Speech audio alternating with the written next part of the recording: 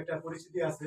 Member ৫৫,০০০ member নিয়ে একটা সারা বাংলাদেশে তার একটা মানে সার্কেল আছে। সেই সার্কেলটাকে কাজে লাগাইতে আমরা চিন্তা করলাম যে তখন আপনার ঠিক আছে আমরা একটা এনজিও টাইপের একটা কিছু করব এবং সেটা সমসাময়িক চিন্তা চেতনা নিয়ে আমরা ভালো কিছু করব। তো আমরা এটার উদ্যোগ নিয়ে এই বৈষম্য প্রতিরোধ ফাউন্ডেশনের সামনে নিয়ে পরবর্তী আরো ২টা নাম আপনাদের সামনে যে কাগজ গেছে সেই কাগজে আরো ২টা নাম আছে। সেখানে আমরা ৩টা নাম প্রস্তাবনা হিসাবে সমাজ কল্যাণে আমরা দেব। তো আপনাদের সবাই পরিচিত এটা বলে আমি আপনাদের যার অবস্থান থেকে সবাই আপনাদের দিক নির্দেশনামূলক কথা বলবেন, দিক নির্দেশনামূলক পরামর্শ দিবেন, এই আশাবাদ ব্যক্ত রেখে আমার পরিস্থিতি শেষ করলাম। ধন্যবাদ সবাইকে। আসসালামু আলাইকুম। বৈষম্য প্রতিরোধ ফাউন্ডেশনের উদ্যোগে আমাদের আজকের এই মিলন মেলা। আমি নীলা শেখ, বাংলাদেশ এলডিপি মহিলা দলের সভাপতি ও মহিলা বিষয়ক সম্পাদিকা, একজন নারী উদ্যোক্তা। আমি এই ফাউন্ডেশনের সঙ্গে যুক্ত হতে পেরে নিজেকে খুব গর্বিত মনে করছি। আর বর্তমানে আমাদের দেশে অনেক রকমের বৈষম্য চলছে। আমরা এই বৈষম্য প্রতিরোধ ফাউন্ডেশনের মাধ্যমে আমরা জনগণের জন্য যদি কিছু করতে পারি সেজন্য নিজেকে গর্বিত মনে করব।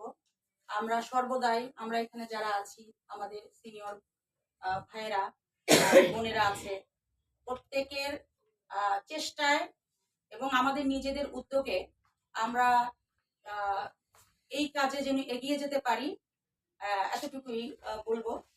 ধন্যবাদ সবাই। আসসালামু আলাইকুম, আমি মেহেদি হাসান, ব্যবসায়ী। আমার বাড়ি ঝিনাইদহ। আমার প্রতিষ্ঠানের নাম আমার কর্পোরেশন টেক্সটাইল কেমিক্যাল নিয়ে আমার কাজ।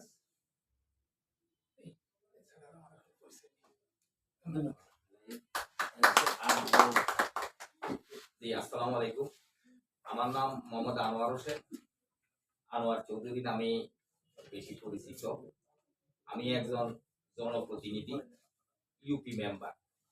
আমার বাড়ি হলো কুমিল্লার মনোহরগঞ্জ হাসনাবাদ ইউনিয়ন ৬ নম্বর ওয়ার্ড, এবং আমি অনেক দিন বা ৩০ বছর যাবতে ৩৫ বছর যাবতে ঢাকাতেই থাকি, বাসাবো এলাকায়।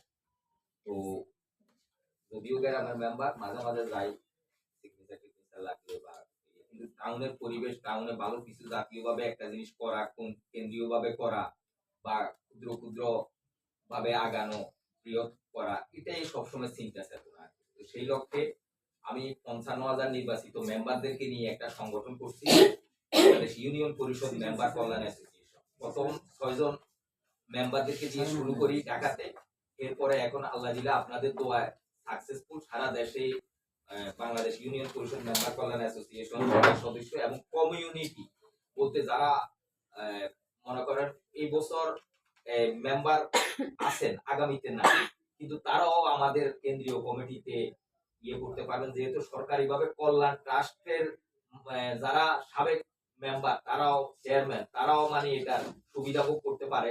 এবং সেই হিসাবে এই কমিউনিটি প্রায় লাখখানিক মেম্বার সাবেক এবং বর্তমান আমার সংগঠন নিয়ে জড়িত। তো আপনাদের দোয়ায় যেমন মেম্বার কল্যাণ অ্যাসোসিয়েশন ইউনিয়ন পরিষদের যেমন পৌরসভা বাতিল হয়েছে, জেলা পরিষদ বাতিল হয়েছে, তারপরে দিয়া পৌরসভা বাতিল হয়েছে বা অবসান করে দিয়েছে সিটি কর্পোরেশন, কিন্তু আমার এই ইনশাআল্লাহ আপনাদের দোয়ায় আমার এই উদ্যোগ আমি উঁচু লেভেল থেকে আরম্ভ করে নিচু লেভেলে যা যা করার দরকার, আন্দোলন সংগ্রাম, সভা সমাবেশ, সিম্পোজিয়াম, মানে স্মারকলিপি প্রদান, মানববন্ধন, প্রতিটি উপজেলার প্রতিটি জেলা ভিত্তিক, এবং গত 15 অক্টোবর বিপি নূর সাহেব ছিলেন প্রধান অতিথি। ৭,০০০ মেম্বারের সমন্বয়ে আমরা একটা সমাবেশ করছি, যেন আমাদেরকে অপসারণ করা না হয়। মাননীয় প্রধান উপদেষ্টার আইনজীবী ব্যারিস্টার আব্দুল্লাহ মামুন সাহেব ছিলেন উদ্বোধক, উনি আবার আমাদের কিন্তু আল্লাহ, উনি মারা গেছেন। ওই যে হাসান আরিফ সাহেব, উনি তখন উপদেষ্টা ছিলেন। তো ওনার কাছে আমি গেছি আমার সেক্রেটারি সাহেব সহ, তখন উনি বলছে যে আমি বুঝাইতে সক্ষম হয়েছি ওনাকে যে এটা রাখেন, তৃণমূলে সেবা পাবে লোকজন, কেউ না কেউ তো সেবা করতে হবে তৃণমূলে। তো আমি সরাসরি গেছি, আমি কিন্তু কারো পায়া ধরে কখনো কোথাও যাই না, নিচতলা থেকে আসি, উপরতলায় আসি। তো সাহস করি কিছু করার জন্য, মানুষের জন্য, জাতির জন্য, দেশের জন্য। তবে আমি আজকে হ্যাপি যে আপনারা মহতি উদ্দেশ্য নিয়ে এখানে সমবেত হয়েছেন মহতি অনুষ্ঠানে। খুবই ভালো লাগলো। আসলে ভালো কাজে মানুষ, ভালো মানুষগুলো এগিয়ে আসে, এটাই স্বাভাবিক। কত দু চারজন কিছু মানুষ আছে তাদের আচার আচরণে বা তাদের কার্যকলাপে সমাজ কিছুক্ষণের জন্য হয়তো নোংরা হয় বা কলুষিত হয়, কিন্তু আসলে ভালো মানুষগুলো বেঁচে আছে বিদায় পৃথিবীতে মানুষ এখনো সুখে শান্তিতে বাস করতেছে, আগায় যাইতেছে, নিরিবিলি জীবনযাপন করতেছে। তো আমার আরেকটা আমি মেম্বার কল্যাণ অ্যাসোসিয়েশন সভাপতি, ঠিক আছে, কিন্তু আমার আরেকটা প্রতিষ্ঠান আছে Messrs Anwar and Sons, cement, rod এবং ইট বালু এগুলা মানে প্রতিষ্ঠান, ব্যবসায়িক প্রতিষ্ঠান। আপনাদের সাথে পরিচিত হতে পেরে আমি নিজেকে খুবই গর্বিত মনে করছি এবং আমার খুব ভালো লাগে। এবং আগামী দিনেও যেন আমরা মান সম্মান বজায় রেখে যেন এগোতে পারি, একে অপরের সাথে চলতে পারি সৌহার্দ্যপূর্ণভাবে। এবং আমরা সবাই মনে করতে হবে যে আমরা একই পরিবারের সদস্য, একই ছাদের নিচে আছি। যেমন আপনারা আসলে আমি অনেক লম্বা হয়ে যাইতেছে পরিস্থিতি সভা, তারপরেও বলে যাই, দরকার পরবর্তীতে আর বলবো না। ঠিক আছে, আমার থেকে ভালো তো অনেকেই আছে, ওনারা বলবেন, আমি শুনবো। হ্যাঁ, আপনি আমাদের কাছে আপনি সবচেয়ে ভালো।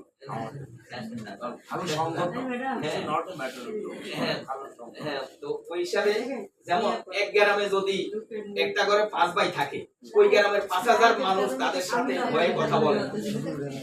তার কারণ হলো 5 জন একসাথে এক কথায় এগিয়ে আসে। হ্যাঁ, আর আমরা এখানে মনে করেন 25 জন, আমরা মনে করব এক ছাদের নিচে, একই ছাতার নিচে একই পরিবারের সদস্য। অতএব আমরা যদি সবাই একসাথে থাকি, আমরা বাংলাদেশকে জয় করতে পারবো, সারা বিশ্বকে জয় করতে পারবো ইনশাআল্লাহ।